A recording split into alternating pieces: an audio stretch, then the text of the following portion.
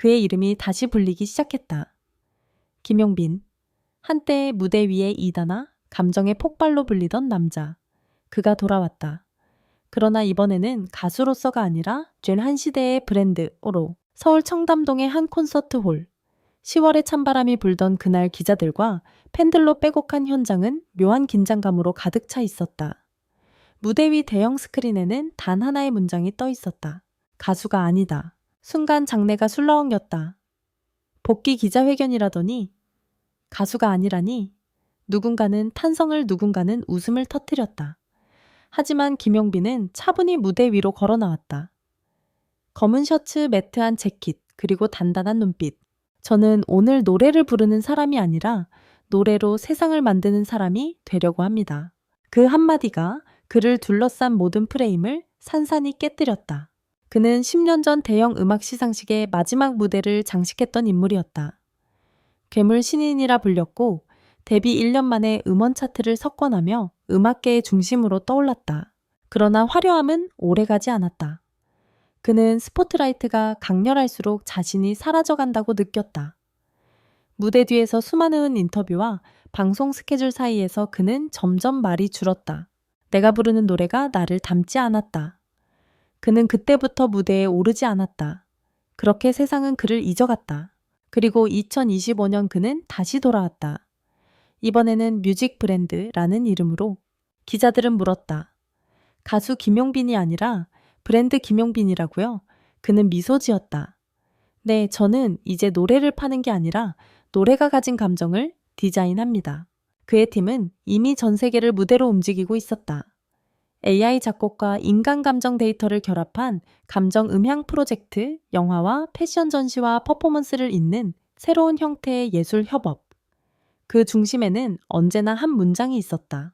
음악은 상품이 아니라 경험이다. 그러나 그 화려한 복귀의 이면에는 또 하나의 진실이 숨겨져 있었다.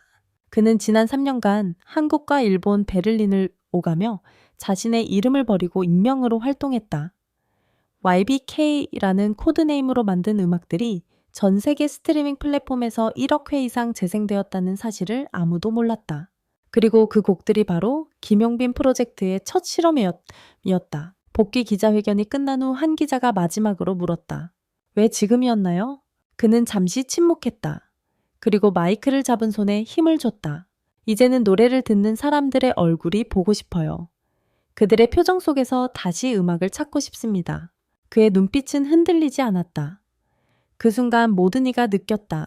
그가 진심으로 돌아왔다는 것을. 이후 공개된 그의 첫 프로젝트는 사운드 휴먼이라는 이름의 인터랙티브 공연이었다.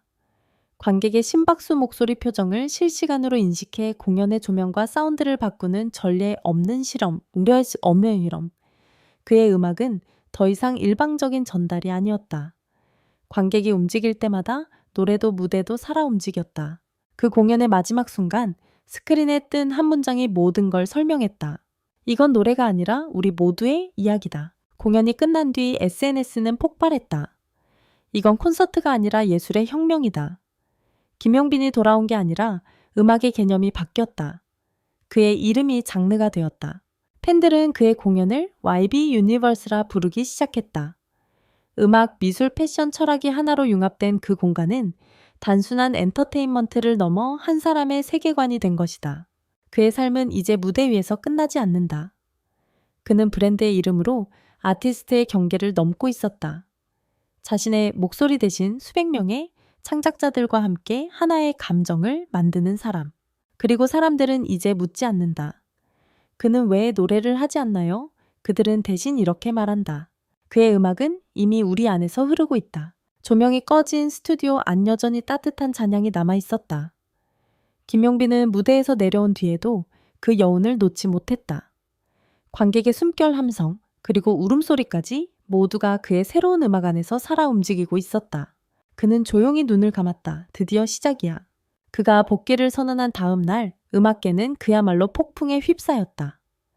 가수가 아닌 브랜드, 음악을 디자인한다고 언론들은 혼란스러워했고 팬들은 열광했다. 이건 단순한 컴백이 아니야. 김용빈은 이제 음악 자체를 바꾸고 있어.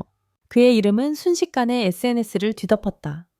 뱅 김용빈 컴백, 뮤직 브랜드의 탄생, 그의 이름 이 장르가 되다. 트렌드의 중심에 서 있는 것은 그의 목소리가 아니라 그의 철학이었다. 그는 복귀 첫 주 인터뷰에서 말했다. 음악은 듣는 게 아니라 경험하는 거예요. 그의 회사 YB 사운드는 이미 비밀리에 세계 각국의 아티스트들과 협업 중이었다. 스페인의 사운드 디자이너, 프랑스의 패션 비주얼 아티스트, 그리고 한국의 젊은 AI 엔지니어들까지 그가 만들어낸 팀은 그 자체로 예술 집단이었다. 그들은 노래를 소비하는 시대는 끝났다는 문장을 내세웠다. 이젠 노래가 아니라 감정을 공유하는 시대. 그가 만든 첫 번째 프로젝트는 Echo of Human, 인간의 감정을 실시간으로 시각화하는 사운드 퍼포먼스였다. 청중의 심박수와 온도를 인식해 무대의 색과 리듬이 변하는 시스템. 노래가 사람을 울리는 게 아니라 사람이 노래를 울리는 구조였다. 공연이 끝난 뒤 팬들은 이상한 점을 발견했다. 어디에도 없는 미공개 음원이 김용빈의 계정에서 새벽 3시에 업로드된 것이다. 공명은 단 한 글자입. 노래는 불과 2분 37초. 가사도 멜로디도 단순했지만 이상하게 가슴을 쿡 찔렀다. 이 목소리를 기억하나요? 당신이 들려준 숨소리로 다시 돌아왔어요. 이 노래가 공개된 지 단 하루 만에 조회수 500만 회 돌파.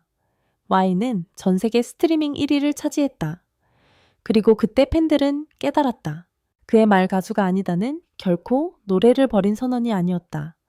그는 여전히 노래하고 있었다. 다만 방식이 달랐을 뿐이다.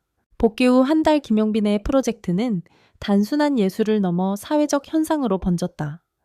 그가 만든 음악 체험관은 예약 개시 30초 만에 매진.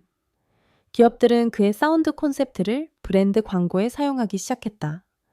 대기업 캠페인 영화 사운드 트랙, 그리고 전시회까지 모두 그가 만든 음악 철학에서 시작됐다. 그러나 그 모든 성과 속에서도 그는 여전히 겸손했다. 저는 세상을 바꾸려는 게 아니에요.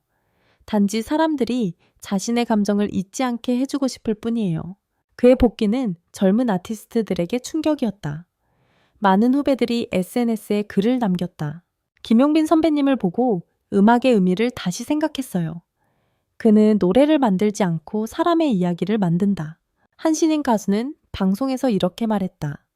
요즘 제 롤모델은 김용빈이에요. 그는 노래보다 진심을 남겼죠. 김용빈은 그 말에 미소 지었다.